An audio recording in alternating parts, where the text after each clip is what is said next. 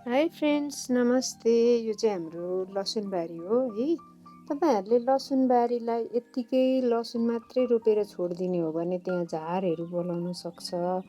Unnecessary झारको बिउहरू त बारीमा यत्तिकै भइरहेको हुन्छ नि त, त्यसैले पलाउन सक्छ कि झारहरू। अनि त्यसले चाहिँ चाहिने न्युट्रिसनहरू चाहिँ लसुनलाई चाहिने न्युट्रिसनहरू खाइदिन्छ।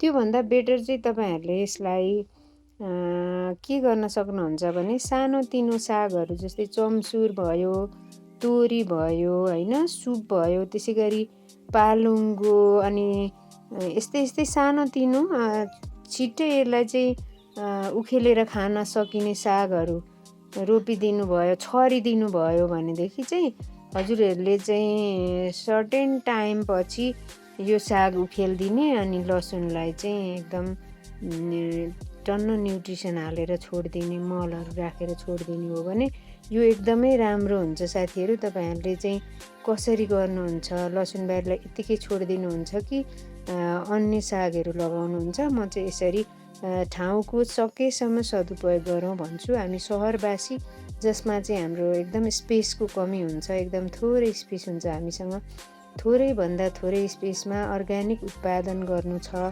भनेदेखि हामीले यसरी पालुङ्गो भयो होइन, त्यसै गरी सलाद सागहरू, यो छिट्टै उत्पादन लिन सकिने सागहरू यस्तो चाहिँ तपाईँहरूले लसुनबारीमा लगाउन सक्नुहुन्छ भनेर चाहिँ मैले यो भिडियो तयार गरेको। साथीहरू, छेउछेउमा हजुरहरूले यस्तो मुलाहरू पनि रोपिदिन सक्नुहुन्छ, रायोको सागहरू छेउछेउमा रोपिदिन सक्नुहुन्छ।